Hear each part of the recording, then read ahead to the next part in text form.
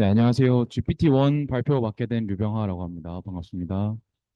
네, GPT-1 논문은 Improving Language Understanding by Generative Pre-training이라는 제목으로 2018년 6월에 출판된 논문입니다. 논문 리뷰 시작하겠습니다.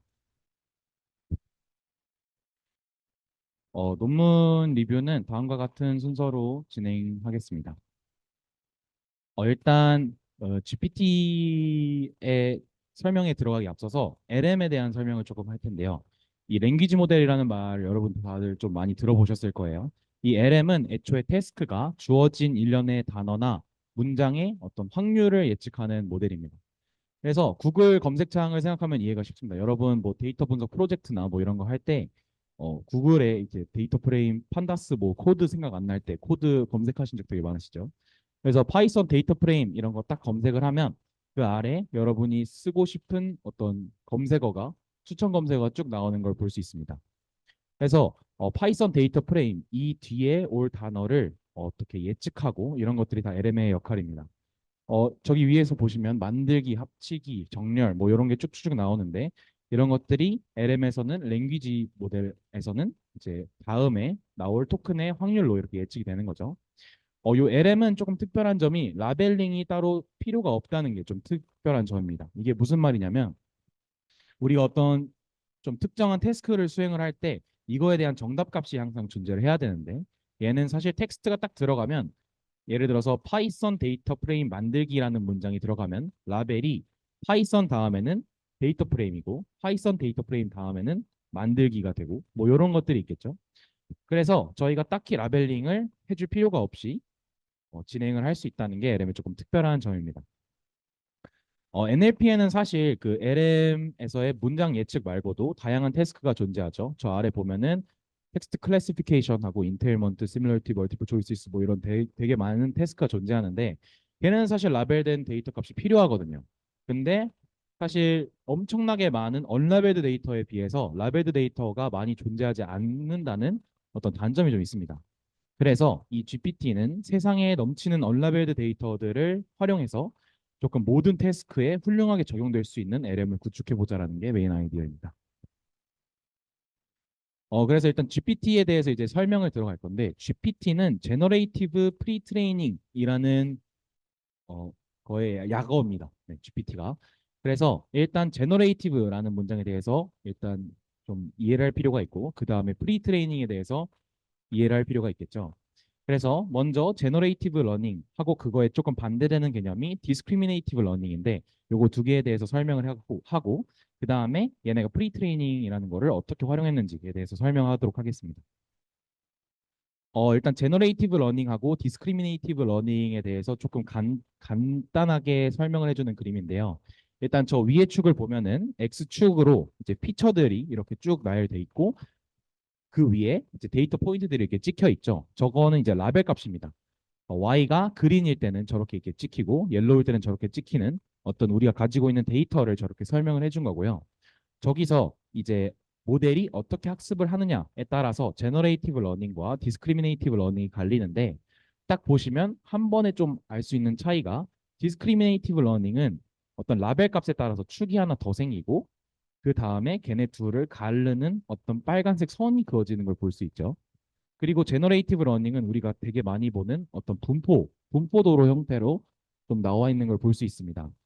그래서 제너레이티브 러닝은 어떤 Y 라벨 값의 분포를 활용해서 새로운 데이터가 들어왔을 때 해당 데이터가 어떤 분포에 가까운지를 측정을 해서 걔를 분류를 할 수 있는 거고요.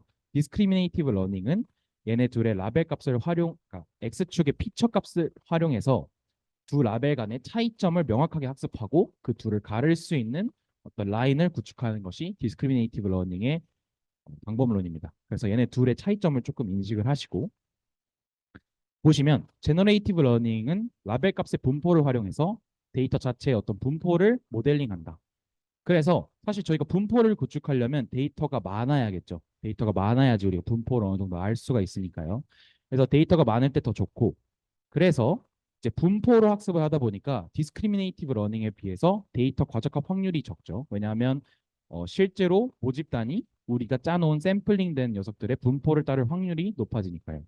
근데 디스크리미네이티브 러닝의 경우에는 이제 라벨 값에 따른 데이터 간의 디시전 바운더리를 정의한다는 말이 뭐냐면 이 앞에서 보이는 이 빨간색 선을 정의한다는 거예요. 이 둘을 구분할 수 있는 명확한 바운더리를 정의를 하는 게 디스크리미네이티브 러닝입니다. 얘네는 제너레이티브 러닝과는 조금 다르게 데이터가 적어도 학습이 가능하고 샘플에 대해서 대신에 과적합 확률이 좀 높죠. 여러분들이 되게 많이 하는 머신러닝이나 우리 되게 기초적으로 했을 때 뭐 타이타닉, 생존자 분류 이런 것들이 다 디스크리미네이티브 러닝입니다. 네, 그 다음에 이제 GPT의 학습 방식에 대해서 보겠습니다. GPT 학습 방식은 세미 슈퍼바이즈드 러닝이라고 해요. 우리 슈퍼바이즈드 러닝이나 언슈퍼바이즈드 러닝은 들어봤는데 세미 슈퍼바이즈드 러닝은 조금 생소하실 수도 있습니다.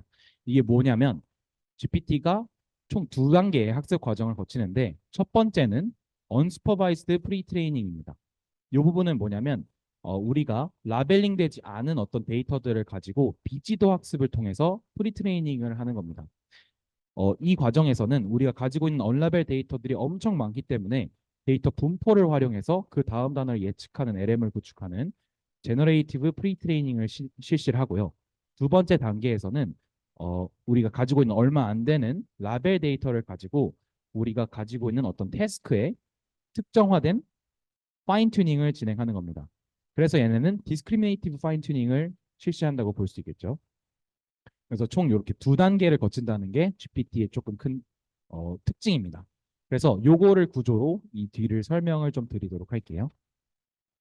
네, 다시 한번 말씀을 드리면 이 제너레이티브 프리트레이닝 LM을 스텝 1에서 구축을 합니다. 그래서 언라벨, 그러니까 라벨링이 되지 않는 엄청 큰 데이터 코퍼스들을 모두 가지고 얘네를 학습을 시키고 그 다음에 디스크리미네이티브 방식으로 LM을 파인 튜닝합니다. 이거를 조금 좀 현실에서 생각을 해보면 내가 내 애를 딥러닝 박사로 키우고 싶을 때 얘를 갖다가 어떤 딥러닝 수업 강의실에만 박아놓는 게 아니라 사실 현실에 대한 이해도 어느 정도 할 수 있어야지 딥러닝에 대한 이해도 좀 잘 할 거 아니에요. 그래서 현실 세계에서 되게 많은 데이터들과 되게 많은 환경들을 접하면서 큰 녀석을 가지고 딥러닝을 교육시키면 딥러닝을 더 잘하겠죠. 그겁니다. 그래서 스텝 1에서는 되게 많은 언라벨 라지 코퍼스를 가지고 프리트레이닝을 시키고 태스크 스페시픽하게 딥러닝 박사면 박사, 교수면 교수처럼 교육을 시키는 겁니다. 그게 바로 세미 슈퍼바이즈드 러닝의 어떤 가장 큰 특징이에요. 네. 그래서 이제 모델 프레임워크를 볼 텐데 먼저 언슈퍼바이즈드 프리트레이닝입니다. 프리트레이닝 시의 학습은 여타 LM들처럼 위에 로그 라이클리후드를 최대화하는 방향으로 진행이 되죠. i번째 시퀀스 전의 값들이 모두 주어졌을 때 현재 i번째 값이 나올 확률의 최대화를 이루는 것이 이 부분의 목적입니다. 그래서 구조는 좀 간단합니다. 다른 뭐 여러분들 발표를 해주셨을 때 보이는 어떤 식들보다 조금 최대한 간단하게 표현이 되어 있는 걸 볼 수 있죠. 일단 인풋 시퀀스를 받아서 저 U가 라지 U 보이시죠? H0 처음에 들어가는 히든 스테이트 값이 라지 U의 워드 임베딩이 곱해지고 그 다음에 포지셔널 임베딩을 해주는 겁니다. 요 부분은 여러분들 트랜스포머 공부하셔서 다들 아시죠?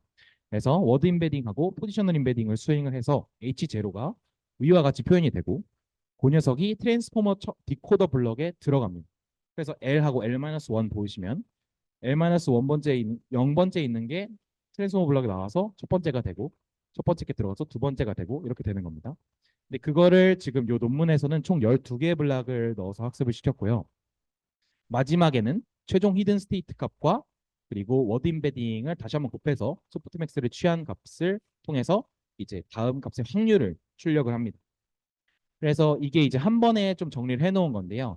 문장이 들어가서 디코더 블락을 쭉쭉쭉 통하고 그게 토큰 임베딩하고 곱해진 다음에 아웃풋 프로버빌리티가 나와서 결국에 가장 높은 값인 타임 다음에 플라이스가 나오는 거죠. 네. 그리고 조금 중요한 부분이 요 GPT는 트랜스포머의 디코더 구조만을 사용을 했는데요. 요 디코더 구조만을 사용한 이유가 뭔지를 한번 보겠습니다. 일단 첫 번째로는 계산적인 효율성이죠.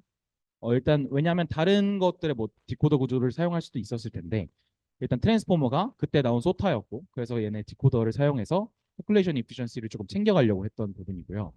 그리고 요 앞에 LM은 사실 어떤 문장 다음에 어떤 단어 다음에 토큰을 예측하는 거기 때문에 디코더의 그 마스킹 효과가 조금 여기서 잘 사용할 수 있을 것 같아서 디코더 구조만을 사용했다고 볼 수 있겠습니다.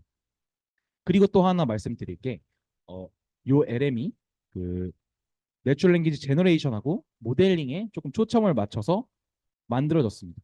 요 논문의 제목을 보시면 Natural Language Understanding Using 하고 GPT 이렇게 나오거든요.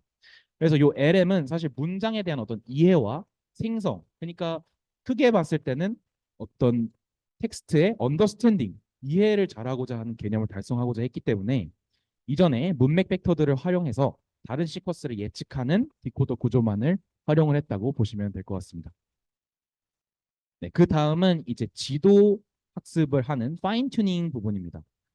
아까 뭐 딥러닝 교수로 우리 애를 키우고 싶다 하면 그 태스크에 맞게 모델을 튜닝을 해야겠죠. 요 모델을 파인 튜닝 시키는 과정은 요 식하고 같습니다. 요 앞에서는 요 U라는 데이터셋을 활용했죠. 요 U는 라벨링이 되어 있지 않은 그냥 인풋 토큰입니다. 어떤 문장을 임베딩 시켜서 만든 그냥 토큰 값이고요. 얘 같은 경우에는 라벨 값이 존재하죠. 저기 보시면 x가 쭉 m까지 됐을 때 그 기분 됐을 때 y 값 라벨 값이 존재하는 거예요. 그래서 likelihood 펑션은 y 값에 대한 확률을 사용하는 것을 볼 수 있습니다. x1부터 xm까지의 시퀀스가 주어졌을 때 저 y 값을 최대한 예측할 수 있는. 네. 여기서 그래서 요 c는 라벨링된 데이터 셋을 의미합니다. L2하고 C가 이렇게 적혀져 있죠. 그 다음에 얘네가 또 조금 더 특이한 부분은 auxiliary object training이라는 게 있는데 요거는 보조 학습이라는 뜻이에요. 그래서 L2 펑션에다가 요 앞에서 봤던 요 L2 펑션 있죠. 주어진 데이터셋을 가져다가 y 값을 활용하는 거. 그 L2 펑션에다가 우리 앞에 프리 트레이닝 할 때 썼던 녀석에다가 라벨링된 데이터를 넣어서 보조 학습제로 사용하는 겁니다. L2 펑션에 L1C를 추가적으로 사용해서 학습했을 때 모델의 일반화랑 학습 속도 향상에 도움이 됐다고 하는데 사실 요 부분이 왜 일반화와 학습 속도 향상에 도움이 되는지는 논문에는 나와 있지 않았어요. 근데 제가 조금 추론해 보기로는 기존의 L1 프리트레인드 웨이트를 고정시키지 않고 약간 학습에 포함함으로써 새로운 데이터에 조금 더 적합하게 LM을 바꾸는 과정이 아닐까 이렇게 생각을 하고 있습니다. 네. 그 다음에 이제 우리가 LM을 트레이닝 시킨 다음에 파인 튜닝을 했으면 여러 가지 태스크 스페시픽한 그 데이터 셋들이 있을 텐데 데이터 셋에 맞게 이제 인풋 형태를 바꿔주는 부분입니다. 그래서 여기 PPT는 적지 않았지만 제가 말로 설명을 해드릴게요. 클래시피케이션 같은 태스크 같은 경우에는 우리가 많이 알듯이 그냥 텍스트를 집어넣고 트랜스포머 히든 스테이트를 업데이트한 다음에 그냥 선형 결합을 시키는 과정이고요. 인테일먼트는 앞에 프레마이스가 뒤에 있는 하이포테시스를 의미적으로 함의하느냐를 보는 태스크입니다. 그래서 예를 들어서 앞에 문장이 동물이 밖에서 에너지를 소모한다 라는 문장이 나오고 그 다음에 델리미네이터가 나오고 그 다음에 개가 밖에서 산책한다 뭐 이런 문장이 나오면 걔네 둘은 사실 의미를 함의하니까 앞에 게 뒤에 걸 함의하니까 1이라는 태스크가 나올 수 정답값이 나올 수 있도록 얘를 학습을 시키는 거고요. similarity 같은 경우에는 두 문장이 유사도 얼마나 유사한지를 가지고 실수값으로 배출하는 태스크입니다. 그래서 텍스트 1, 2랑 2, 1 이렇게 순서를 한 번씩 바꿔서 한 다음에 걔네 둘의 결과를 콘캣해서 최종 결과값을 내고요. 멀티플 초이스 같은 경우에는 어떤 문맥에서 어떤 답변이 좋은가를 구분하는 태스크입니다. 그래서 인풋 데이터는 하나의 컨텍스트에 1번째부터 n번째까지의 답변이 있고 걔네를 각각 트랜스포머에 넣어서 처리한 뒤에 리니어 소프트맥스 값으로 각각 앤서에 대한 확률 값이 출력이 되는 그런 태스크입니다. 그래서 이런 것들에 맞게 이제 인풋 형태만 조금 조정을 해주면 된다고 해요.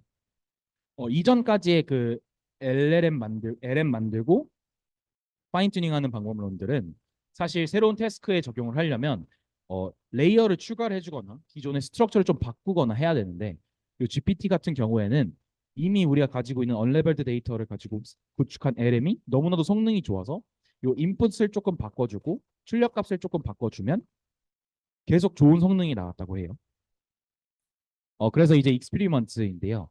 프리트레이닝 부분에서 보시면 7,000개의 다양한 종류의 서적 데이터를 사용했다고 합니다. 그게 이제 부코퍼스 데이터셋이라고 하는데 저는 조금 처음 들어보는데 이게 조금 유명한 데이터셋인가 봐요. 그래서 이 데이터셋 같은 경우에는 상대적으로 다른 문장들에 비해서 좀 긴 길이의 연속적 텍스트를 포함하고 있어서 좀 긴 길이의 인포메이션을 잘 습득할 수 있도록 도와줬고 또 앞에서 말했지만 12개의 트랜스포머 디코더 블락을 쓰고 아담 옵티마이저를 써서 프리트레이닝에 사용을 했고요. 또 조금 중요한 부분이 바이트 페어 인코딩입니다. 사실 엄청나게 긴 텍스트들을 다 LM에 학습을 시키려면 학습적 효율성이 조금 많이 떨어지겠죠. 그래서 얘네는 인코딩을 조금 특별한 방식을 사용을 했는데 그게 바로 BPE라고 불리는 바이트 페어 인코딩입니다. 일단 모든 문자를 바이트 단위로 처리한 다음에 가장 많이 쓰이는 페어들을 묶어서 새로운 바이트로 치부를 한 거예요. 예를 들어서 뭐 사과랑 나무가 있다고 했을 때 얘네를 각각 인베딩할 수도 있지만 사과나무가 되게 많이 나왔으면 사과나무를 그냥 하나로 치부를 하는 거죠. 그래서 데이터를 조금 효율적으로 표현을 가능하게 했다라는 겁니다. 그 다음에 이제 파인 튜닝을 해서 나온 어떤 성적들인데요. 이 다음부터 나오는 것들은 요 위에 메서드 부분은 다 각기 다른 데이터셋이고 요 위에 있는 것들은 그 당시 소타로 평가받는 녀석들입니다. 그리고 저 모델 뒤에 있는 OX, OX, 3X 뭐 이렇게 적혀져 있는 거는 같은 구조의 각기 다른 모델들에 대한 앙상블 값이라는 뜻이고요. 그래서 그 데이터셋들에 대한 ACC, 어큐러시죠. 네, 정확도를 적어 놓은 건데 보시면 거의 모든 데이터셋에서 GPT가 1등을 이루고 있는 걸 볼 수 있습니다. 네, 요 태스크는 내추럴 랭귀지 인퍼런스라고 해서 두 문장 간의 관계를 파악하는 태스크입니다. 이 다음은 이제 퀘스천 앤서링인데요. 우리 앞에서 봤던 멀티플 초이스 태스크 있죠. 그 부분에 대한 성적입니다. 네, 얘네도 어큐러시고 보시면 얘네도 당시 소타 모델들을 다 제친 걸 볼 수 있습니다. 네, 9개짜리를 앙상블하는 것도 그냥 가볍게 이기는 모습. 그 다음에는 이제 분류와 문장 간의 유사도 측정 태스크인데요. 클래시피케이션하고 각각 세맨틱 시밀러리티 앞에서 봤던 시밀러리티 태스크랑 똑같이 인풋을 수정해서 넣어주는 방식입니다. 그래서 여기서 나오는 저 MC라는 스코어는 저 위에는 똑같이 데이터셋이고요. 저 아래 있는 MC라는 스코어는 제가 처음 봤는데 매튜 코릴레이션이라는 값이라고 해요. 그래서 여러분 아까 그 준영님이 설명해 주신 뭐 MAP나 뭐 이런 것들처럼 혼동 행렬의 어떤 좀 균형을 고려한 스코어라고 하고 혼동 행렬이다 보니 당연히 이진 분류 지표겠죠. 그래서 1이 최대치인데 0.45를 기록해서 45.4 뭐 이 정도를 해서 당시 소타 모델들을 어느 정도 제친 걸 볼 수 있습니다. 그래서 마지막으로 컨클루전입니다. GPT는 앞에서 말했던 세미 슈퍼바이즈드 러닝, 그러니까 언슈퍼바이즈드 프리트레이닝을 하고 슈퍼바이즈드 파인 튜닝을 해서 태스크 스페시픽한 LM을 구축을 했다. 그리고 또 언어 모델을 구성할 때 되게 많지만 효율적으로 사용하지 못했던 언레벨드 데이터를 활용해서 언슈퍼바이즈드 프리트레이닝을 했다는 게 또 중요한 점이고요. 또 특정 태스크에 맞게 라벨드 데이터의 인풋을 트랜스폼해서 태스크별 라벨 Y 값을 맞추기 위한 슈퍼바이즈드 파인 튜닝을 실시해서 기존의 웨이트들을 좀 조정해 나가서 좋은 소타를 기록했다. 뭐 이렇게 말씀을 드릴 수 있을 것 같습니다. 제 발표를 위해서 참고한 자료들이고요. 네, 발표는 여기서 마치겠습니다. 감사합니다.